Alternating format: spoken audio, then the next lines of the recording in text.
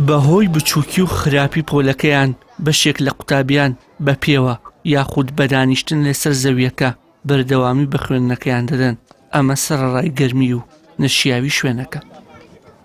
ئەم پۆلە لە یەکێک لە قوتابخانەکانی کەمپی ئاوارە و پەنابەرەکانی هەرێمی کوردستان نییە، بەڵکو قوتابخانەی ژیارە لە گەڕەکی کانیشینکەی شاری سلێمانی کە زیاتر لە 400 قوتابی لە ئاستەکانی پۆلی 1 بۆ 6 بنەڕەتی وانی تێدا دەخوێنن. نزیکەی نیوەی ئەو ژمارەیەش لە پۆلەکانی 7 تا 12 و بە ناچاری دەبێت بشنە قوتابخانەکانی دەوروبەری گەڕەکەکە تا لە خوێندن بێبەش نەبێت.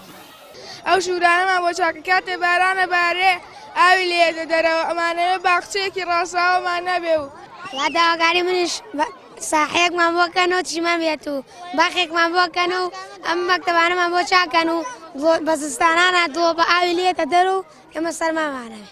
محەممەد لە پۆلی سێخ سەرڕای نیگەرانی لە خراپی قوتابخانەکەی دوو بەسەرهاتی خۆی و هاوڕێیەکی دیکەی دەگێڕێتەوە کە خۆی پێی هەڵخلیسکاوە و دانێکی شکاوە، هاوڕێکەشی دەستێکی.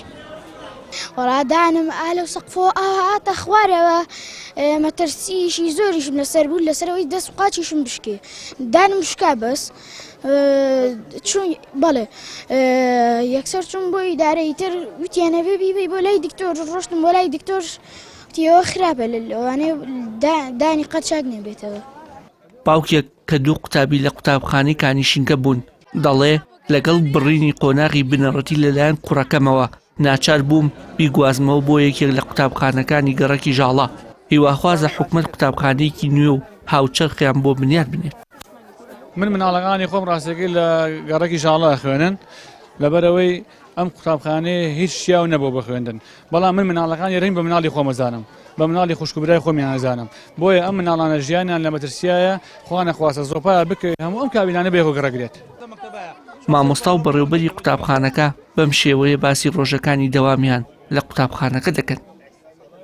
ئەگەر باسی معانات کە یعنی وا مالیات ئێمە هەر دەتوانین دەرز بڵێنەوە لەبەر ئەوەی بە حکمی ئێمە مەکتەبەکەمان کابینەیە لە وەرزی گەرمایە خۆر لێ ئەیاد پلێ گەرمای ژوورەکان ڕەنگە چێتە 50 بە بەرە ژوور لە سەرماشە عینەن مەسەلا کە سەرما و بەفر و بارانە بێت ئەوێ بە ژوورێکی زۆر سار وەکو سەلاجێکی لێن، یعنی معاناتی مامۆستا بێت لەو حاڵەتا چۆن بێتەوە بێجگەلەوە ئێمە سەقفەکانی کابینەکانمان ئاوەیە کە بارانێکی زۆر بەخڕە بارێت ئاوێتە خوارە بەتە تەلەبەکانمان هەڵ مامۆستا بۆ ئێمە مەکتەبەکەمان ئاوایە بۆ ئێمە بێ منداڵی خەڵک شوێنێکی خۆشانە بین ساحەیەکمان نەبێت شیمەنێکمان نەبێت دانەچینتیایە.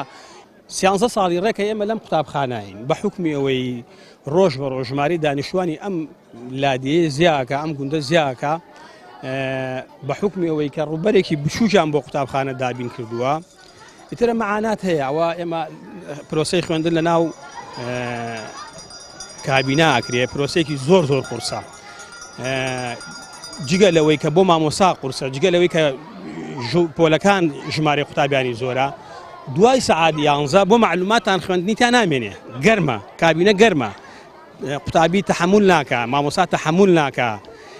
گەڕەکی کانیشینکە دەکەوێتە ڕۆژئاوای ناوەندی شاری سلێمانی و بەشێکی زۆر لە ماڵەکان لەسەر زەوی زیادەڕۆ دروستکراون. بەشێکی زۆری دانیشتوانی گەڕەکە دۆخی دارایی و مادیان وەک پێویست نییە.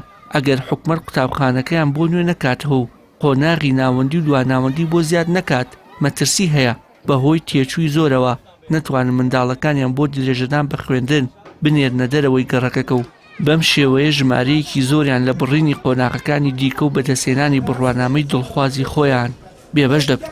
وشار محەممەد، کەناڵی ئاسمانی پێ، سلێمانی.